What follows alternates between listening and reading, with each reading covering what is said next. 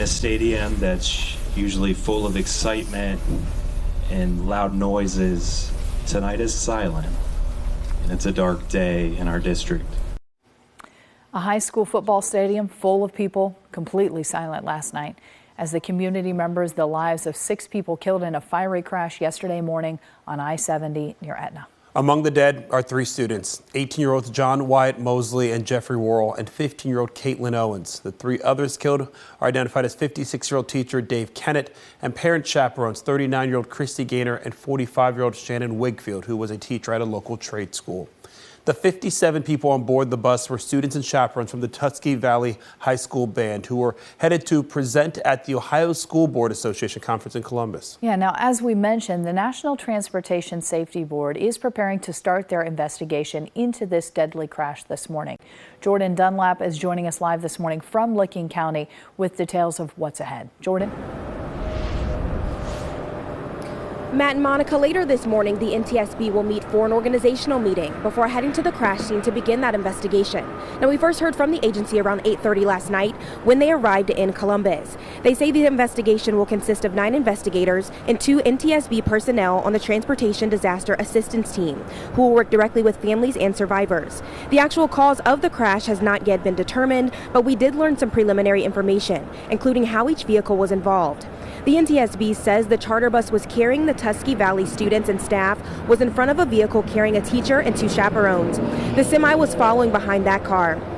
2 other vehicles in front of the bus were also hit, and the NTSB says an earlier accident on I-70 West could have played a major factor in this tragedy. Now, according to Jennifer Homendy with the NTSB, the vehicles came to a stop at a traffic queue. What we're doing on scene is collecting the perishable evidence. We're looking for cameras that may have been in motor vehicles or the motor coach. We will want to look at, determine what the sequence of the event was.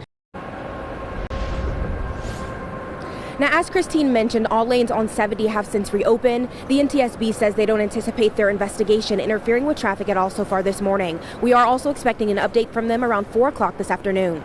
Local for you in Licking County, I'm Jordan Dunlap, NBC4. Jordan, thank you. The Tuskegee Valley School District will have classes today, but they say counselors and support staff will be there for students and staff. Yeah, in a statement last night, Superintendent Dr. Derek Varansky said that there are no words for the magnitude of loss that the community is feeling right now, writing in part, quote, "I encourage us to stay strong, united, and supportive of one another in the days and the weeks to come.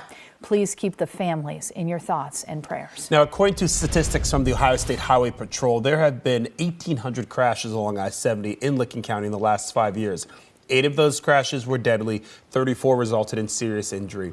Of those fatal crashes, 3 involved commercial vehicles. Of the serious injury crashes, 16 involved a commercial vehicle. Now, Governor DeWine was at the scene yesterday. He joined law enforcement at a press conference to address the overall impact of the tragedy, calling it a family's worst nightmare. This tragedy is just, it's really kind of hard to describe. I just want to express my deepest sympathy on behalf of the people of the state of Ohio.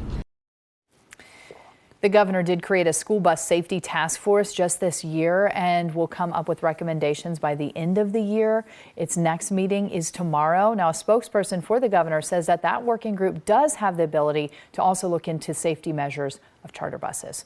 We will be following this story on air and online at NBC4i.com. You can stay connected with the latest updates by downloading the NBC4 News app, and you can scan the QR code on your screen right there to access it.